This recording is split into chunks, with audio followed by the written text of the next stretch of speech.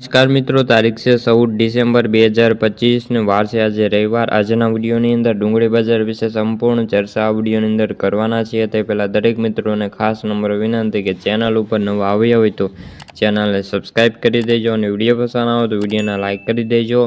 તો મિત્રો, દેશવાર અને લોકલ બજારમાં ડુંગળી બજારમાં હજુ તેજીમાં વધારો થાય તેવી શક્યતાઓ રહેલી છે। ખાસ કરીને બાંગ્લાદેશે ડુંગળીની આયાત ખોલતાની સાથે જે બજારમાં તેજીનો માહોલ જોવા મળી રહ્યો છે।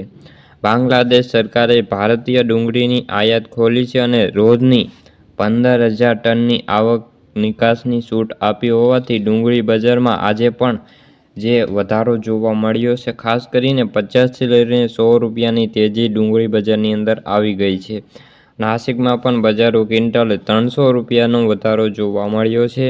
ડુંગળીના વેપારીઓ કહે છે કે બાંગ્લાદેશે આયાતો ખોલી હોવાથી ભારતમાં નિકાસના વેપારો થવાની ધારણાઓ છે અને બજારમાં વેચવાલી ઓછી હતી અને નિકાસદારો ખુલી ગયા છે હોવાથી હવે ખેડૂતો અને વેપારીઓ બંને રાહત મળી છે। હવે સરકાર આ દરમિયાન જે ન કરે તો ડુંગળીના ભાવ હજુ પણ મને 50થી લઈને 100 રૂપિયાનો વધારો થાય તેવી સંભાવનાઓ રહેલી છે। ખાસ કરીને ઓલ ઓવર દરેક જગ્યાએ અત્યારે ડુંગળીનો પાક સારો છે અને આવકો પણ વધવા લાગી છે। ગોંડલમાં નવી ડુંગળીની આવકો 20,000 કટ્ટા આસપાસ પહોંચી ગઈ છે।